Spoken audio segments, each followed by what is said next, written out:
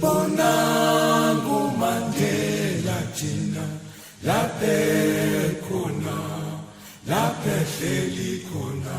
Tel que ça joue et surjoue dans l'arène politique en ce moment, il y a lieu de rappeler aux acteurs un certain nombre de choses. Emmanuel Kant l'avait fait observer, la possession du pouvoir corrompt inévitablement la raison.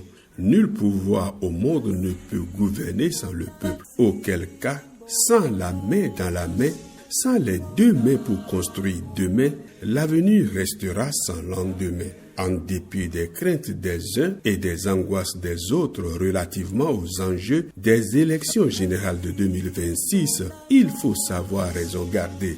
Dans un contexte pluraliste, le parti politique majoritaire peut conquérir tous les postes de commandement sans la moindre concession aux oppositions. Cela n'a rien d'antidémocratique. Le plus important est que les règles convenues et établies soient respectées. Qu'on soit majorité ou minorité parlementaire, la démocratie telle que voulue par le peuple béninois présente une singularité. Elle est basée sur le consensus, d'ailleurs érigé en principe à valeur constitutionnelle, inspiré de notre sociologie symbolisée par l'allégorie de la jarre trouée. Voilà pourquoi il sied de ne jamais oublier qui nous sommes et quelles sont les valeurs ancrées dans nos habitudes au moment de mener certaines actions politiques surtout, ou de prendre certaines décisions. Ainsi, s'octroyer au mépris des règles établies tous les postes au sein des institutions de la République ne peut emporter l'adhésion du plus grand nombre de citoyens. Au contraire, cela peut entraîner un désamour grandissant entre le peuple et sa majorité parlementaire. En matière de lutte politique, le nombre ne connote pas toujours de la force. Le Parti communiste du Bénin, PCB,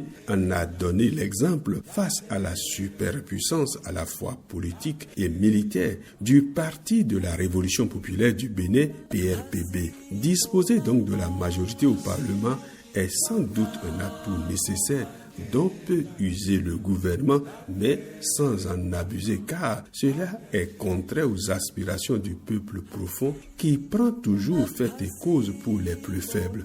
Pour s'en convaincre, il suffit de se référer à la courbe descendante du taux de participation électorale lors des 3 derniers scrutins. N'y a-t-il pas là une raison objective pour agir autrement? L'erreur fatale serait surtout de se fier aux apparences en matière de mobilisation politique sur fond d'ovation. Encore faut-il faire la différence entre les applaudissements de politesse et les applaudissements d'adhésion, entre la courtoisie légendaire du Béninois et ce qu'il pense réellement de l'homme politique.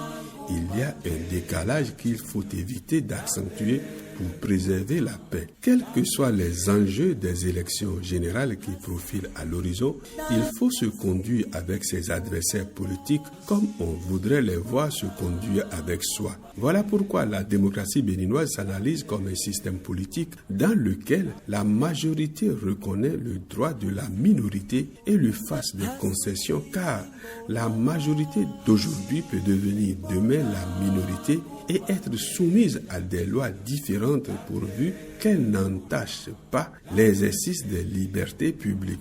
Le pays de liberté et de démocratie auquel aspire le peuple béninois ne doit pas redevenir, à cause des inconséquences de sa classe politique, ce qu'il était, qualifié jadis de l'enfant malade de l'Afrique. Pour un Bénin fort, uni et capable, chaque citoyen à son niveau doit s'engager à changer de mentalité et naître de nouveau afin d'assumer convenablement ses responsabilités de manière vertueuse.